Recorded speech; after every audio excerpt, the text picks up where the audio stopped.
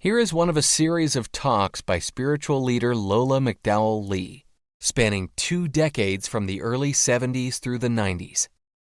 Lola was a Zen Roshi, whose Rinzai lineage included Dr. Henry Platov and renowned Zen master Shigetsu Sasaki. Lola was a religious scholar as well as an ordained Christian minister. While the talks are focused mainly on Zen and Buddhism, Lola drew on many spiritual traditions, including those of Jesus, Plato, Lao Tzu, the Hindu Vedas, Meister Eckhart, and Gurdjieff.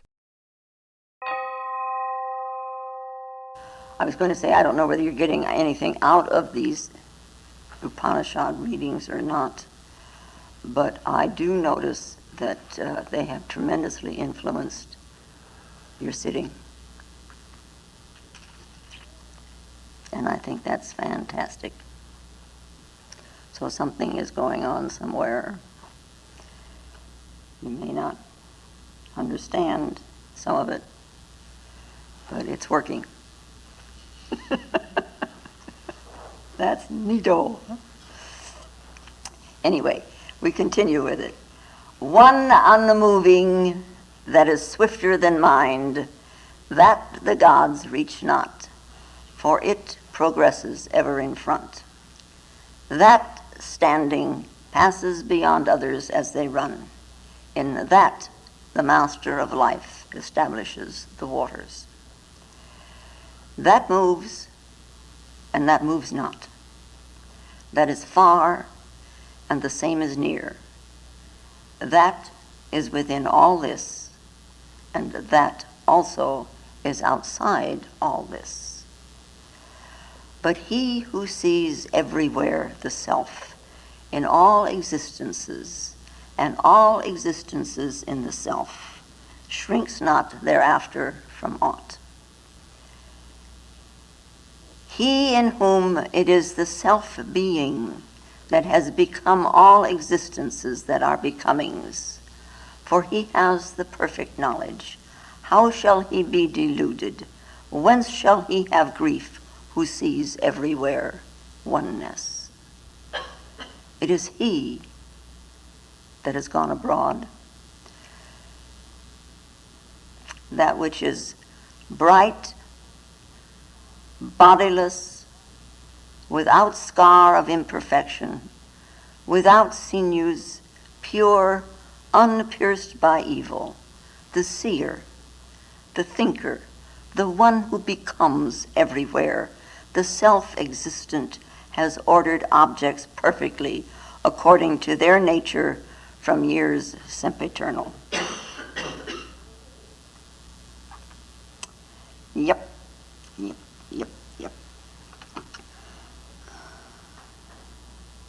Now, in the olden days in India, centuries before the Buddha, he was born 2,500 years ago, 500 years before Jesus. And this was centuries before that. There were at that time, and it must have been so in several other countries. I mean, there was Egypt, and there was China, and India. What was happening around in Europe, they were running from the ice, for one thing. And then and so a group of them that were called Aryans, they moved from Europe to India. And they are still, some of them are still there, pure Aryans.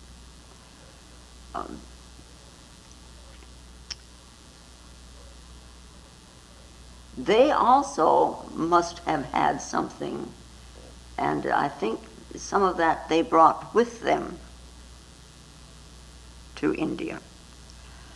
But somewhere in there, before we as humanity knew anything about writing or reading or anything like that, here were these Vedas and the Upanishads, and they were passed from teacher to student, from teacher to student. They were memorized.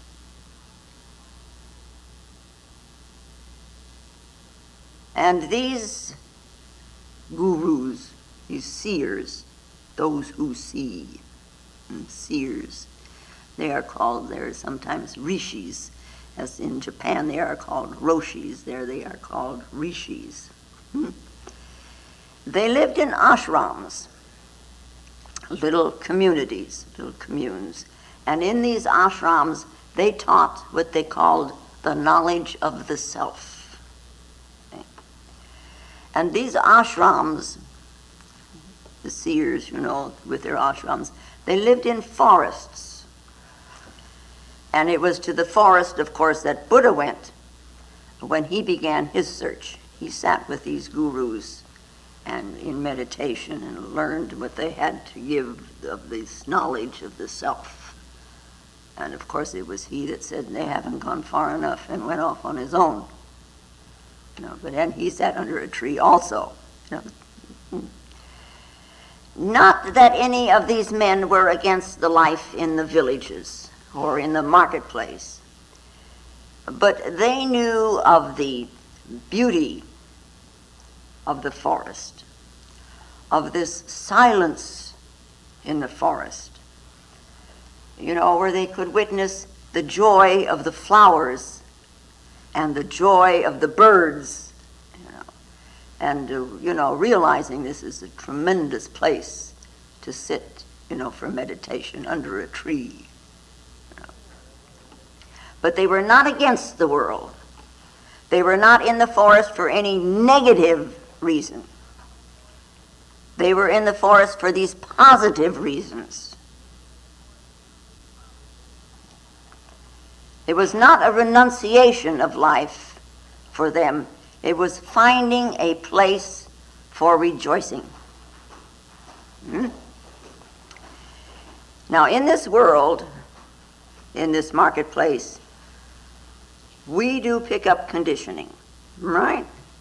We are, first of all, conditioned by the parents, and we're conditioned by our friends, and we're conditioned by our teachers, and then some more conditioning by friends. And then we learn how to act in a business-like manner, how to appear, is my halo on straight in the business world, how to let greed run our lives in this business of making money. Not everybody, of course, is this greedy, but some more so than others, like everything else, However, St. Paul called living in this life, in the marketplace, he called it corruption. We live in corruption. We have corrupted the truth in this becoming. We have corrupted the being. We live in corruption. These are his words, And so he espoused a state of incorruption. We are born in corruption and we die in incorruption. We are resurrected in incorruption. We are born into conditioning and we die to the unconditioned. In the unconditioning, the ego dies. And there was this old farmer down south, and he could barely speak above a whisper. He had laryngitis. And here he is one day, leaning on the fence, the side of this little country road, and he's watching his hogs. There were about a dozen or so hogs. And they were in a patch of woodland across the road. And every few minutes, the hogs would scramble through a hole in the fence, tear across the road to another patch of woodland. And then after a few minutes, they'd scurry back again. And then after a little while, they'd scurry over onto another little place in the woodland. And then after a while, they'd come scurrying back in this hole in the fence. And then back over there where there was another one. And then they'd come back again. And this man, this farmer's watching them do this, And he's just standing there just watching him. And a stranger passes by. And he stopped also to watch. Somebody's watching, you try to stop and watch too, And down south, it's not much else to do. You just stand around and watch. Maybe we all move south. And finally he asked the farmer, what's the matter with them hogs anyway? You know, there ain't nothing wrong with them hogs, said this old farmer, you know. And he's whispering hoarsely. I should have whispered, there ain't nothing wrong with them hogs. Them hogs belong to me. And before I lost my voice, you know, I used to call them to their feet, you know, suey, suey, suey, suey. You call pigs, your hogs, you know. And after I lost my voice, I used to tap on the fence, you know. You had a stick, you know, on the fence. And the hogs would come running finally. They learned how to do this, you know. And then he paused for a minute and he shook his head very gravely and he says, and now them cussed woodpeckers up in them trees has got these poor hogs plumb crazy.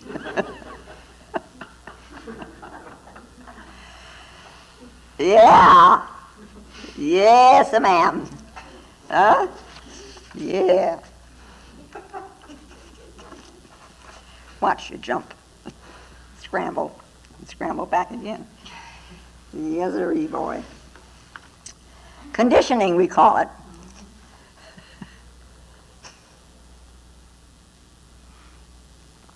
Now, in these olden times, in these ashrams hidden in the forest, and they were called forest dwellers at that time, the early teachers. And it was decided, and nobody, of course, knew by whom, or at what time. It may have been very gradual, but very early on, and it has now, of course, become the tradition. These forest dwellers, these seers, decided that before a person has any experience of the world, better have some taste of God. That taste could save a person from being overly corrupted. Or, in a very few, it would save them from being corrupted at all. You know. The influence of the marketplace wouldn't be quite so penetrating. You know, if you've known something deeper, if you've gone below the surface of the superficial, which is very difficult to do, but if you can do it even a little, then this superficial, or this surface in which we bounce around like them hogs, you know, is not so tragically important. If we know teenagers, and some people, of course, remain teenagers all their lives, they always hover in this middle state, you know, this great delight where they have all this giggling and the telephone calls and they're, you know, they're screaming, you know, you've seen them on TV. If you don't have them at home, the least little thing, and they're screaming and they're giggling, you know. And then over here is this great tragedy. Oh, he didn't look at me. Oh my God, you know, it's the end of the world. This great tragedy. It's every moment is living as if a climax were erupting, you know, and it's very difficult for them to handle, and it's very difficult for anybody to handle them. I mean, because they just don't see anything except this bloom, bloom, bloom. Yeah.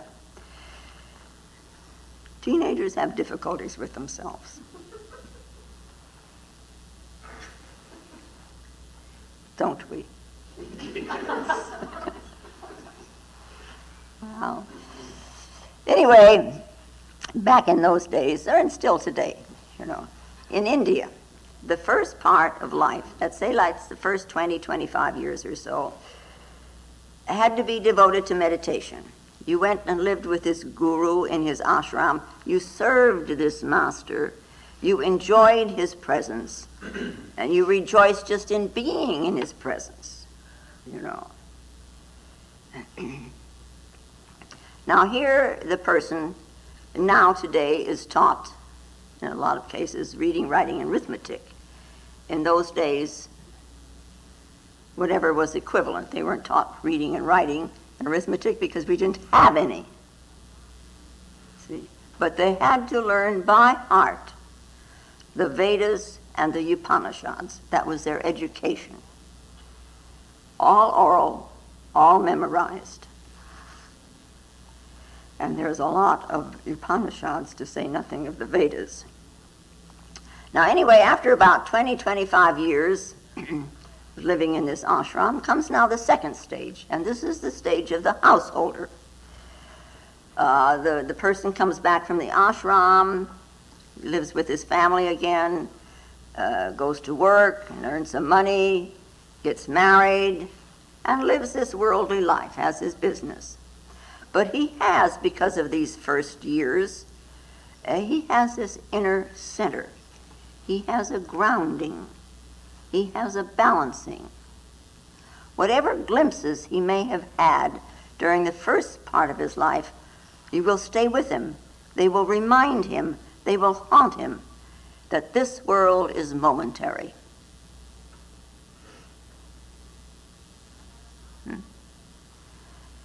No matter how long it may seem in perspective to a youngster, where an hour is like a week, and then when you get older, why then a week is like an hour. Terrible. It is all momentary, the hour and the week and the life, And having had this training, he does not become overly greedy for either money or power or prestige or for his ego. He doesn't. But he knows he's living the life of the wheel, the samsara, as far as the outer is concerned. But within, he remains quiet. He's not yet the hub, but he is sort of hovering around and kind of adjacent to it, so that if he is rich or poor, or becomes famous, or just remains a nobody, no mind. He has learned within this area of environment not to be deceived by appearances. The appearances of the world, and also not to be deceived by himself, which takes one long look. So that he is tied all of his life now to what he was taught, be it right or be it wrong. This is the guide in his life. And now it was decided way back when, in the early days, by these gurus, that the experience of living is necessary to reinforce the experience of these first 20 to 25 years. When Dr. Platoff was through college, he was 21, and he had been studying with his second teacher already, this Chinese man who taught him the Tao, learned Taoism through him. And so Henry, his teacher, asked him what he was going to do, and he said, well, I'm going to go out and be a teacher. No. You be out there like an elephant, and you roll in the dirt until you learn something. And then you can teach. So that's what Henry did. He became a psychiatrist. There are, like a little child maybe would know the self, but he doesn't know it's the self. And how is he going to teach anybody anything? He's not rounded out to say, you're acting like a boob, or you're doing things very fine. You can't say that. So, to learn the foibles of man, and there is a great deal to learn. There's a great deal to learn just to be rounded out, to have this personality that is rounded out through living and through working in this world. So to them, this second phase, this living and working in the world, was very much like an examination. It was their criterion whether or not that person had achieved with his first 20 years what he was supposed to achieve. Did you really achieve something, or was it only the light of the master in which you were standing reflected, Something in his presence, something you borrowed from him. You have to journey into the world with what you know, and this is the test. So that you can see that the experiences are part of your being, and what you have experienced and what you know of the self through your experience, no one can take this away from you. No one can diminish them. They are yours. They are authentically yours. It's a good procedure if you've got a real guru. Good procedure. But of course, this is this world, and there's a lot of ego in this world. And so there are cases where the understanding was merely intellectual. And such was the case in a part of this sun, which we read in Prajna Upanishad. He's coming home now after his training. And he had great pride in his being able to quote the Upanishads. Boy, he could rattle them off, boom, boom, boom, boom, boom. So finally, the father, seeing all this pride he had in himself, the son, he asked him, have you ever asked for the knowledge by which we hear the unhearable, by which we perceive the unperceivable, by which we know the unknowable? Oh, what is that? So then the father explains that. He says, if we know one lump of clay, that it is clay, then all things made of clay are known. See? The difference being only in name. This is a pot and this is a pan, but they're clay. The truth, see, all the different things we make of clay, a vase, a pot, you name them, These are differences in name. The truth, clay. Yeah. The same with gold. So is that knowledge, knowing which we know all. So this son looks at him and he says, well, surely these teachers of mind are ignorant of this knowledge, or else they would have taught it to me. You teach me, he says to his father. So then says the father, in the beginning there was existence. Only one. And this one said, now remember, this is not really saying, but out of this one, he said, let there be many. And out of himself, he projected the universe. Yeah. And in this projection, which he is in, of course, you are in your own projections. In this way, he entered in every being and everything. All that is has itself in him alone.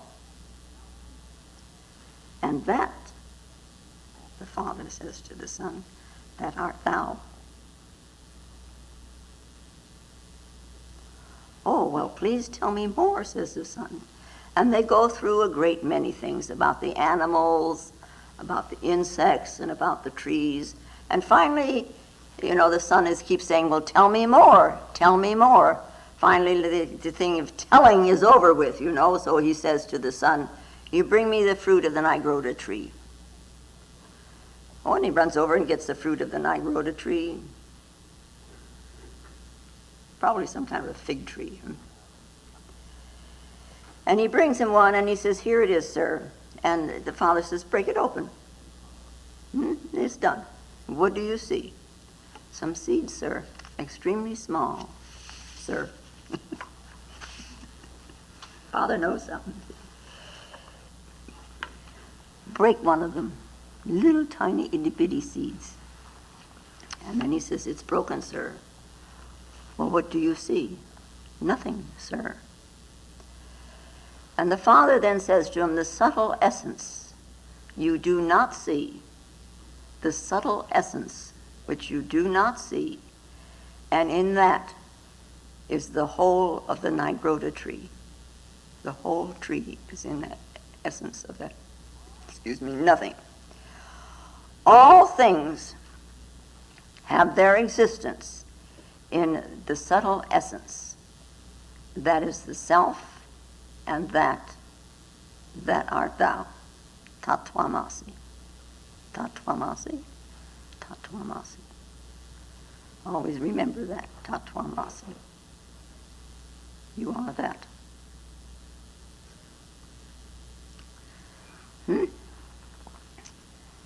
Well, that story you know pretty well. I tell it frequently because it's quite apropos in many places. Right? Anyway, after many years of being a householder, and the person now is reaching middle age, the 20-year-olds are coming home from the ashrams, and during the next 20 years, the father will see that they're in some kind of a business, or that they're working at something, and then that they're getting married, and that they're having children. And the father begins to remove himself slowly, slowly, slowly, not reluctantly, but very happily, removing himself from the scene. And the son is given the place of the householder. Now let the son play the game of the marketplace. Otherwise, the fathers are in the same game competing against their sons. So let the fathers get out. I think I heard about somebody once, these people who are chairman of the boards of these big companies, they're there until they're way old, and their grandsons are already in the business, so that the grandfathers are competing against the fathers, and the fathers competing against the sons, and they're all there in this business. There was even one guy in London, seems to me I heard about this, that he left a will. He died when he was about 85, and he was chairman of the board. And he, in his will, he said he wanted after death to continue to be chairman of the board. And they had to set him up, set something up there as if he were still chairman of the board. Ridiculous, huh? That's how some people are not going to let go of that control and not going to let go of this power that they feel. Yeah. But in India, it's let the fathers get out. The children now, are now in the game. And the grandson is chasing the girls, and look at the grandfather's chasing the same girls. Yeah. Well, somebody once said they all need their teddy bears. See, this insight into the human psyche they had. The father goes back to the ashram. Happily. I mean, it's a tradition. He knows what's going to happen to him, and he does it happily. Somebody tells you now to go to the ashram. You wouldn't go when you were younger. Why should I go now? No. Anyway, that non-dual Atman, the self, or this no self within, though never stirring, this is another translation, is swifter than mind. The devas, that is the senses, the devas cannot reach it, for it moves ever in front. though standing still, it overtakes others who are running. Because of Atman, Vayu, which is the world soul, apportions the activities of all. Not as poetic as the other, but gives one for thinking in a little different direction. One unmoving. And we are sort of going along with the point of view of the Vedantists this morning, for now. The Vedantists. Yeah. The Atman, the unmoving, never stirring from its nature, its true nature, always remains the same, always. There is nothing, absolutely, positively nothing, which can destroy that immutability, that that changelessness. There's nothing that can change it.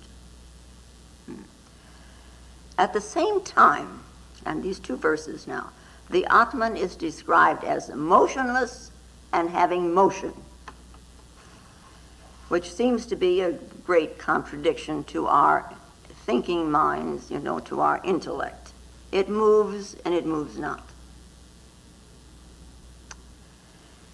And now, I have tried over and over to come up with some way of describing this, that it moves and it moves not.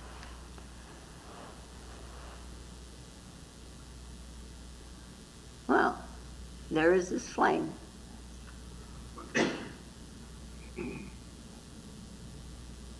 As long as the candle and the wick is there, it's that flame.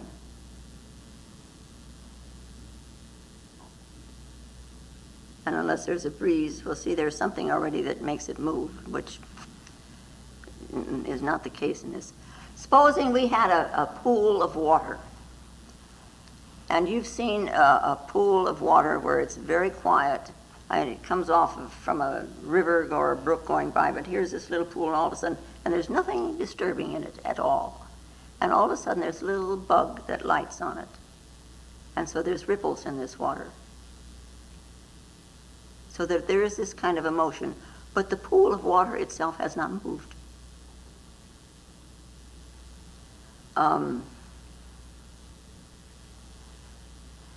See, it's very crude. It's very difficult to explain this. It moves and it moves not. Well, now, if you had second sight, you'd look at that chair, and that chair is standing there, and it does move, but it's moving.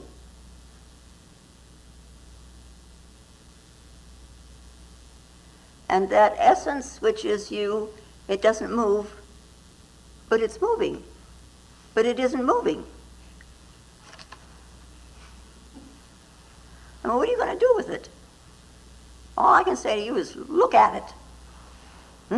There's something here in you that doesn't move. It's like ever since you've become aware of yourself, you haven't aged. The body has, but you haven't. You look inside of yourself and you're the same age that you've always been. That's why teenagers they want to grow up. They want to be the age of this self.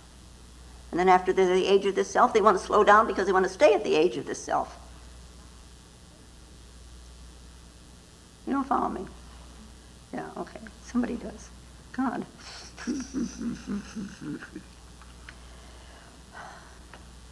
When we finally uncondition ourselves, that is when we slip out from under this ego, then there is this experience of perceiving this Atman.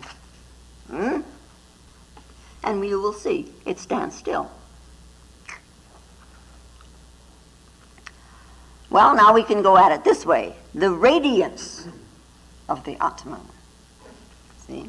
This is a movement. It's like the light from the sun, it's really energy. It isn't light until it hits this atmosphere. The light of the sun, the energy of the sun, it moves. How fast does light move? 172,000 a minute, a second. 172,000 miles a second. It's moving. See? I think that's swifter than mind. I cannot conceive, you see, in my mind, of 172,000 miles per second. See, it boggles it into nothing, standing still, you know. Now, ordinarily, we think, you can do it, you can do it. Ordinarily, we think of the mind as being encased in our body. It's sitting in here, isn't it? Where else is it going to be? Yeah. It can't be outside of me. If it were outside of me, how would I use it? Where's your consciousness?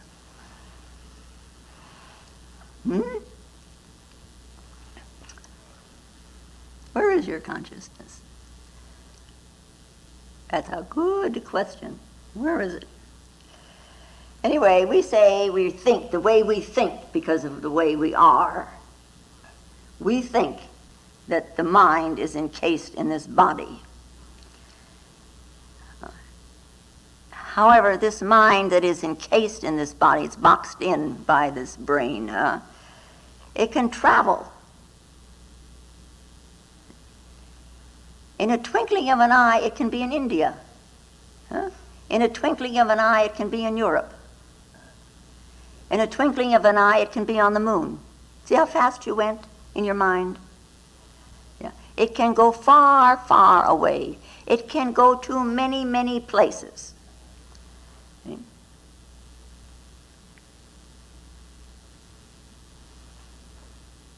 It can also travel to the depths of the ocean. It can travel to the depths of you, however deep that may be. And when it travels to the depths of you, what does it find?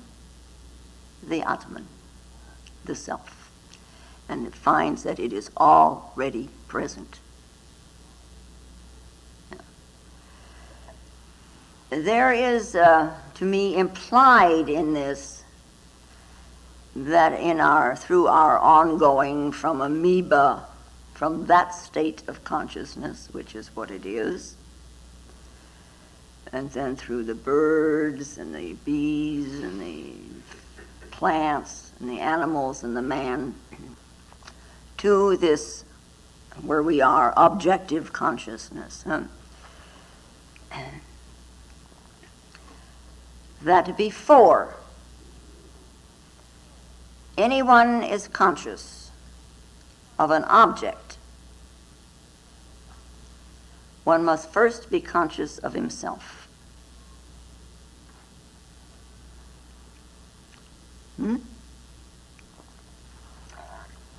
One must be self-conscious before one can admit to an object. You know, the object which is standing right in front of the consciousness. So there is self-knowledge before the knowledge of any object. You think about that for a while. You know, if there are things that you do not comprehend and that you do not see, it is because they are still submerged in you. You know, maybe in the subconscious, maybe in the unconscious. But then when it rises out of the unconscious, it has become an object for viewing. Until such time as it becomes object, it is part of you and you can't see it. This is why you're having difficulty seeing the self. It is so much a part of you. So if you will disentangle yourself from yourself for a little bit, then comes this whole. Think about it. It's a kind of a thought to mess around with.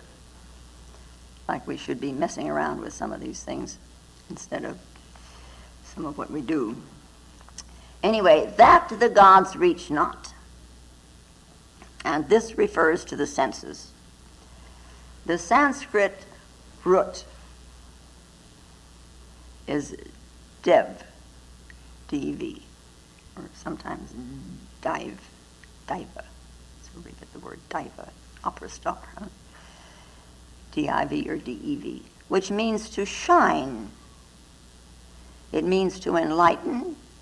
It means to reveal. So a deva is a revealing one. What do your senses do? They reveal this world to you.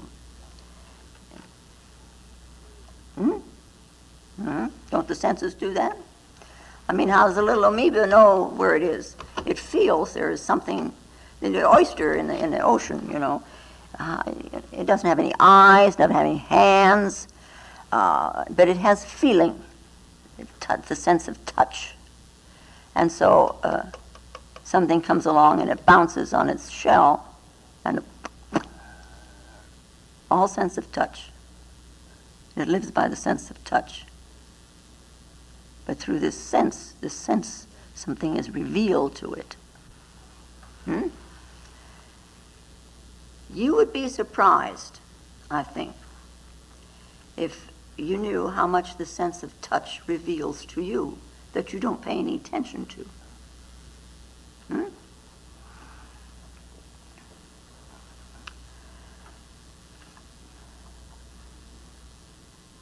Eyes, we see. What gives the eye its sight? What gives the ear its sound? What gives the tongue its noise? A shining, revealing something that enlightens.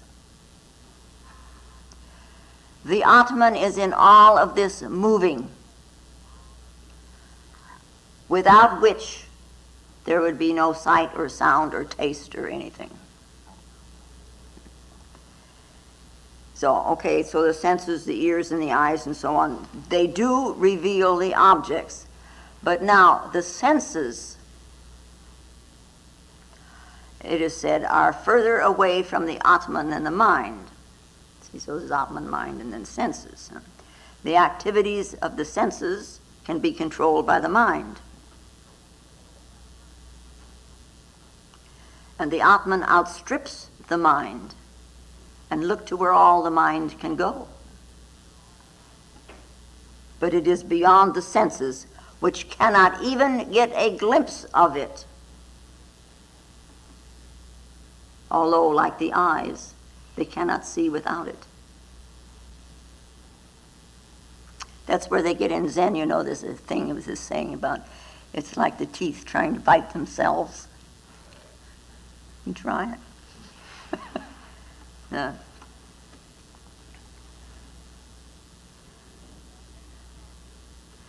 And then, you know, this things are in their order. Fire burns, clouds give rain, the sun gives light. All these and all the other powers, that is, the forces and the energies, function in their respective places within their own laws, without confusion. Wind remains wind, water remains water, although it can become steam and vapor and ice, but it's still water. You know, it's like the Buddha. It can become all kinds of things, but it remains the Buddha. The elements do not step over their boundaries. They act within their own laws, so that the activities of the universe, following the laws of the universe, are possible because the eternal consciousness is the inmost essence and the ultimate reality of all of it. Now, in Chinese, they have this law.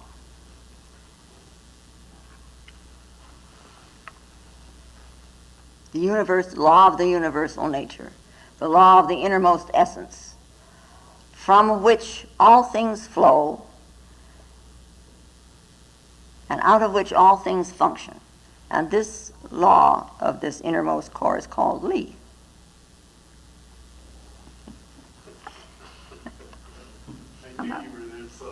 Right, you knew I was in there somewhere, huh? The self-existent has ordered objects perfectly to their nature from years sempiternal. Wind is wind, water is water. Yeah. So now we move away from the Vedantist point of view a little bit to another way of looking. One unmoving that is swifter than mind, that the gods reach not, for it progresses ever in front. That standing passes beyond others as they run. In that the master of life establishes the waters. Now, to our minds, and surely you must know this if you can see yourself doing this, our everyday thinking, the mind deals in fragments. So we can say the mind sees fragments. It deals with fragments. It has got a piece here and it's got a piece there, and so that we have got God and the world. These are pieces. These are fragments. See? And they are very distinct from each other because they are fragments in our minds. See, we do allow our minds to deceive us. The mind does not seem to be able to think of God and the world at the same time. And yet it is all one universe. God is the stable and the eternal reality, existence, and all non-existence, is God. It's stable and it's unmoving. And, of course, the moving is the change. And it's a change in space and time. It's a change in form. But he, being beyond, that is, transcending space and time, is unchangeable.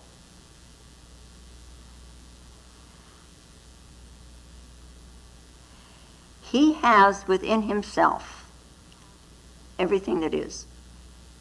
That's all. All that is. All that ever has been and all that ever will be. He has it all within himself. And yet he does not increase nor decrease.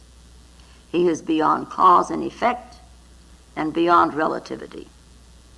This is the Brahman, what we call God.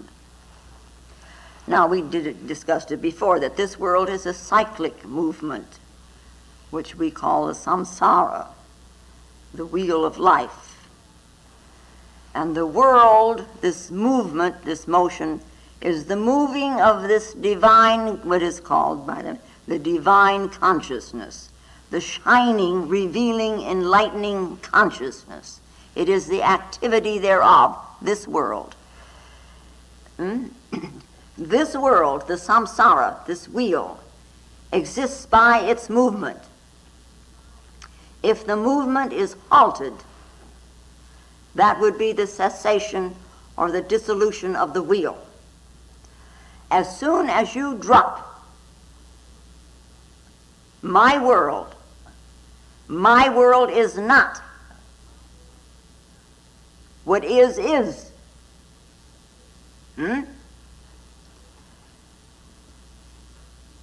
Well, you can see this, can't you, in your meditation? That you drop your ego and everything that comes along with it, and all of a sudden, boom, the other is there. And when you do not hold it anymore, then you're back on the wheel. Now, the activity, or this motion, or this energy of this consciousness in action, in its very motion, brings about the oppositions that are found in unity. See, we call them polarities.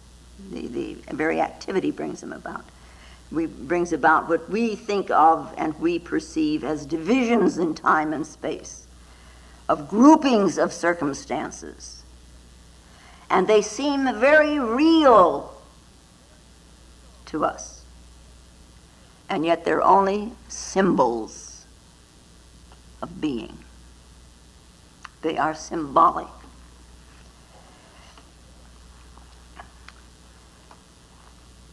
Unity is the eternal truth of all things. The diversity is only the play of this truth, the play of this unity.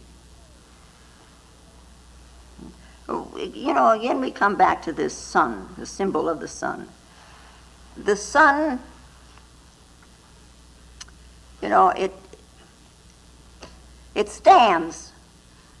And it is in itself the unity of truth. It stands.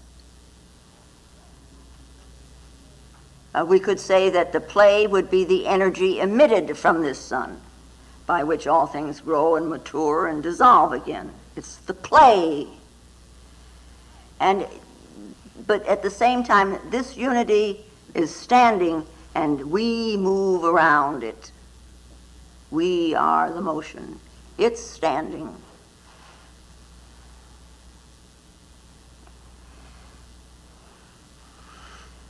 The sense of unity, and unity, to experience unity is quite important. The sense of unity, to experience this unity, has been called vidya. This is the knowledge. Vidya, unity. The sense of diversity, this is our fragmented minds, our piecemeal minds, is called the ignorance or avidya. But we must remember that this diversity is not to be considered as false compared with the unity. Diversity is not false compared to unity. See? It is simply ignorance of unity.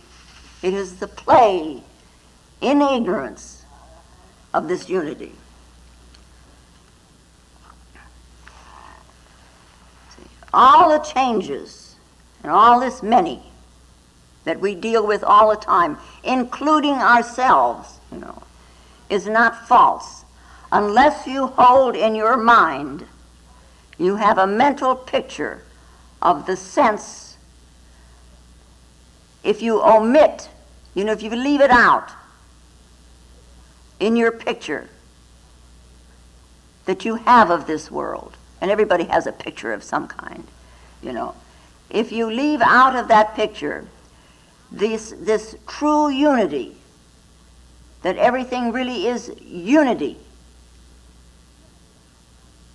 because without that unity there is nothing. And if you have a picture that you carry around with you of this world without allowing into it the unity, then your picture is false. Now, in that instance, it would be false.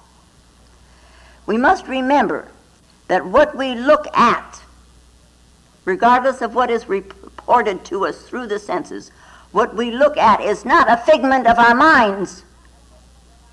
It is a reality. That one is preeminently real. And the others, that is the many, the world, is not unreal.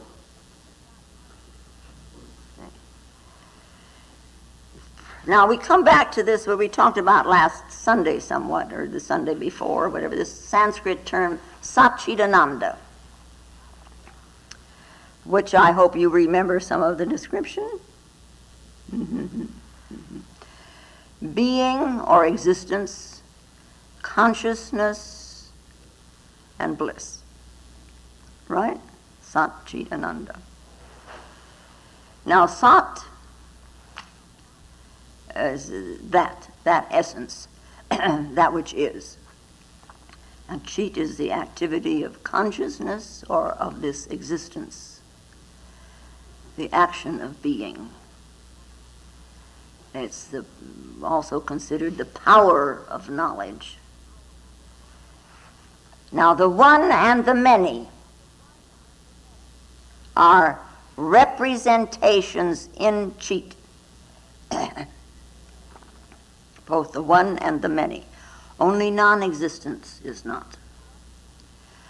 What being sees, because it is conscious, what it sees, that's what it becomes.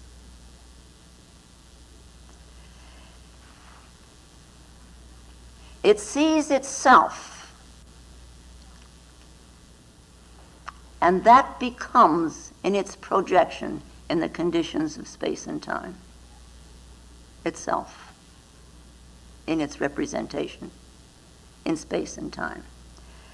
So when we talk about creation of this world, it's not the making of something out of nothing. Or it's not the making of one thing out of another thing. It is, instead, it's this projection of this Brahman into the conditions of space and time.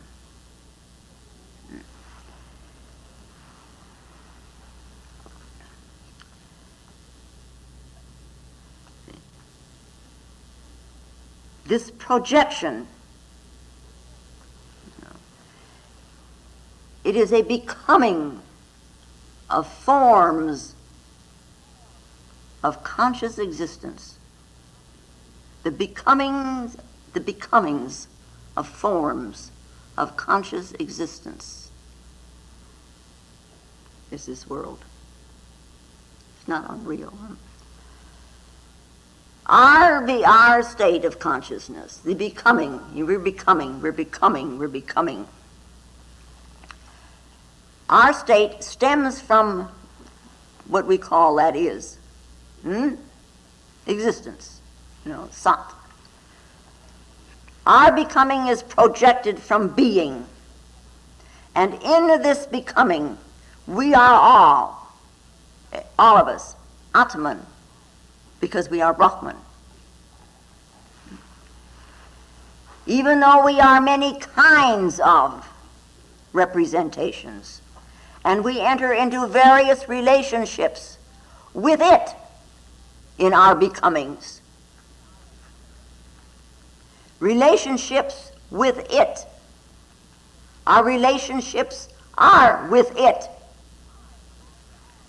in spite of our objective identifications. Do you understand that?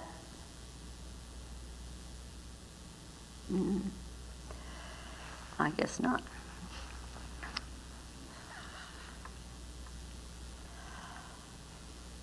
Just as a Brahman, or this existence, let us call it existence, the being projects itself into time and space, and yet it is himself still that it is projected. It sees and something, and it becomes it because it is conscious. It's the same thing you do, and your consciousness sees something and you become it.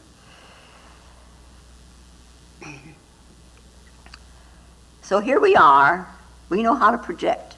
We don't always know we're doing it, but we do know how to project. You fall in love,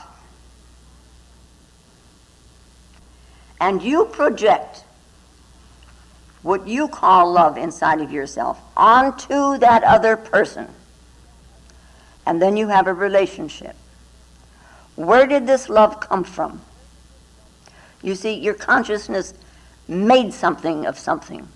You projected and made a relationship. But outside of that objective identification with it, the relationship is actually with Atman. This is what propelled the falling in love in the first place. It's looking for itself. And it's trying to make things objective so that it can see. Because, as I said before, self-knowledge, then you can see the object.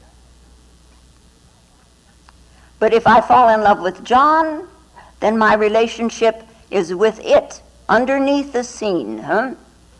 It is looking for itself, and is looking for itself through its projection. in this consciousness of falling in love. Does that make any sense to you? Oh, that's nice. This is what objective identification is all about. It's not an unnecessary phase you're going through, it's a very necessary phase. And you jolly well better get with it, huh? In being, everyone is Atman, because it is the individual Atman and the universal Atman. Everyone is in being, everyone is Atman. In the thought, what are you? Yeah. In the Vedanta thing, we have a description of a thought. And they say it is a force. A thought is a force. It's kind of like attraction and repulsion or gravity or something like that. It's a force like that. It's a kind of a law type of thing. See? Now, nature is a vast, infinite storehouse of force, energy. So thoughts are semi-material, you know. They got a kind of a substance to them, and we give them life. So it's more than just we live from it and by it, what we think. We should be very careful what we think. If you find Lola's talks valuable, more will be posted in weeks to come.